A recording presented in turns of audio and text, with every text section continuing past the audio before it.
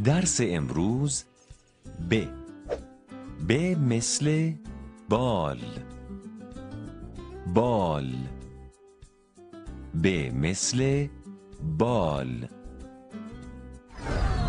ب مثل تبر، تبر. ب مثل تبر. ب مثل آب، آب. ب مثل آب. ب مثل بیل، بیل. ب مثل بیل. ب مثل سبد، سبد. ب مثل سبد. ب مثل کباب، کباب. ب مثل کباب. ب مثل برگ، برگ. ب مثل برگ.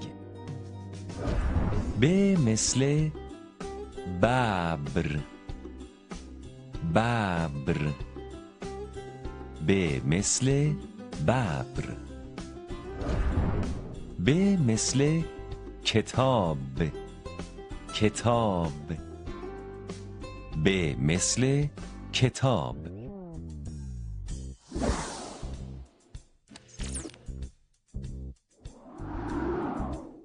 روش صحیح به دست گرفتن قلم. دقت بفرمایید. با طریقه نوشتن حرف ب آشنا می شویم.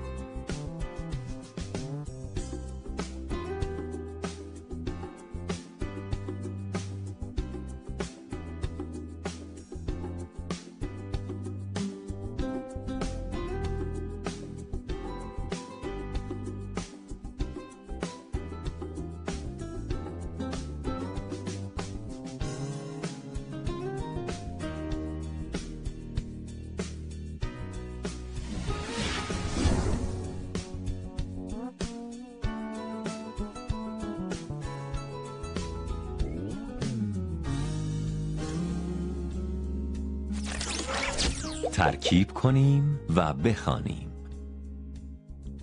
ب با آ، با. ب با ای، بی. ب با او، بو. با